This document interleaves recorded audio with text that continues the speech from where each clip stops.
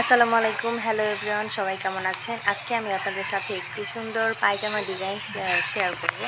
দেখেন এর প্যানেলে কি সুন্দর ডিজাইন করা। তো এই ডিজাইনটা আমি দেখানোর জন্য এই যে প্রথমেই আমি প্রয়োজন অনুযায়ী বক্রম কেটে নিয়েছি।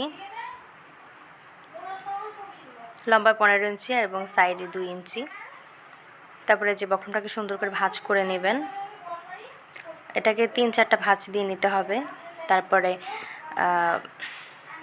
সুন্দর মতো শেপ দিয়ে দেবেন, কলম দিয়ে দাগ দিয়ে। তারপর এটা রাউন্ড শেপ করে কাটতে হবে পায়জামার পায়ের জন্য।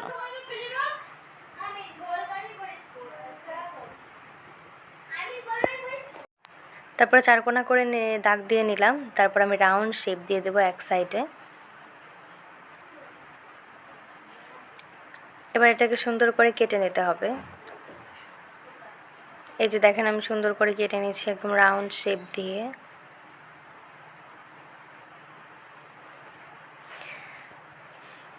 সো এটা দেখেন কি সুন্দর স্মুথলি কিন্তু আমার রাউন্ড শেপ দিয়ে কাটা হয়ে যাচ্ছে। এখন আমি আপনাদেরকে খুলিয়ে দেখিয়ে দিচ্ছি। এই দেখেন এটা কিন্তু পায়জামার প্যানেলটা। দেখেন প্যানেলের ডিজাইনটা কিন্তু খুব সুন্দর হয়েছে। বক্রমটা আমার কাটা কমপ্লিট। এই যে এখানে 15 ইঞ্চি লম্বা,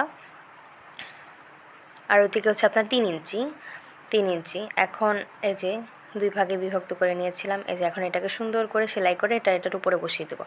কাপড়টার উপরে কেটে রাখা বক্রমের প্যানেলটা বসিয়ে দেব। তারপরে এক সাইড থেকে চিকন একটুখানি রেখে তারপরে সেটা দিয়ে ভাঁজ করে সেলাই করে নিতে হবে।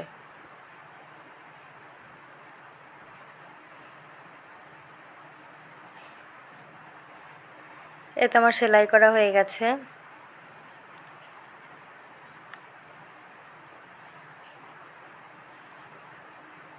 এখন এটা সালোয়ারে লাগিয়ে নিতে হবে।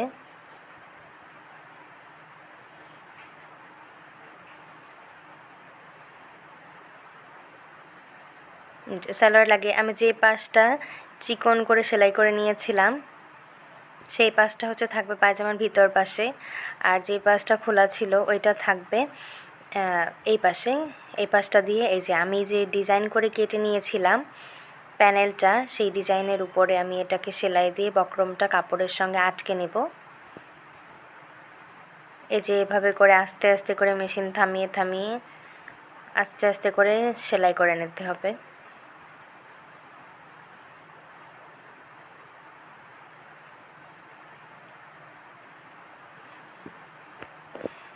এই যে আমার কিন্তু সেলাই করা কমপ্লিট। আমি কিন্তু আস্তে আস্তে করে পুরোটুক সেলাই করে নিয়েছি কমপ্লিট। এই যে দেখেন কমপ্লিট হয়ে গেছে। তারপর এখন এটাকে আমি কেটে নেব। বক্রম ছাড়া অতিরিক্ত যে অংশটুকু ছিল সেইটুকু আমি একদম বক্রমের সাথে যেভাবে আমি প্যানেলটাকে শেপ দিয়েছিলাম রাউন্ড করে ঠিক সেভাবে সেলাই করে সেভাবে কেটে নিতে হবে।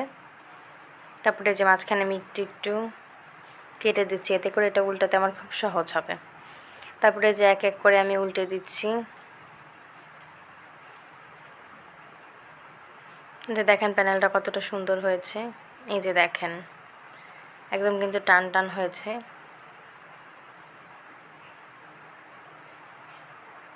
এই যে টান টান হয়েছে। এখন এটাকে একটু আয়রন দিয়ে নিতে হবে। আয়রন দিয়ে দিলে কিন্তু ভালোভাবে এটা বসে যাবে।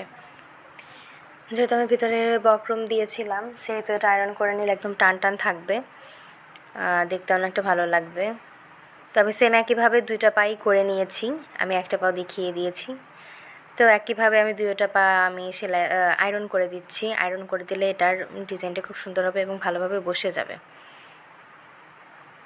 একটা পা আয়রন করা আমার হয়ে গেছে, আরেকটা আয়রন করে নিয়েছি। তারপরে এখন আমি ওটা সেলাই করে নেব।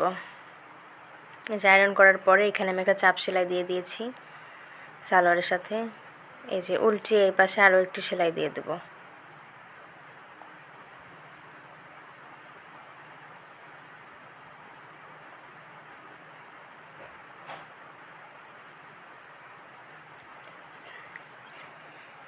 সেম একইভাবে 2টা পা সেলাই করে দেওয়ার পরে এখন আমি সালোয়ারটা আটকে নিচ্ছি। এই যে সালোয়ারের প্যানেলটা কিন্তু একদম রেডি। এখন মূল সালোয়ারটা আমি সেলাই করে নিচ্ছি একদম নিচ থেকে উপরের দিকে।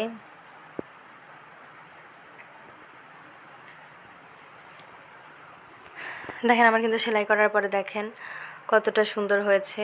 এটা খুব সহজ একটা ডিজাইন, আমি যতটা সম্ভব সহজ করে আমি দেখিয়েছি। আপনারাও বাড়িতে ট্রাই করতে পারেন এবং কারোর উপকারে আসলে সাবস্ক্রাইব করে লাইক দিয়ে পাশে থাকবেন।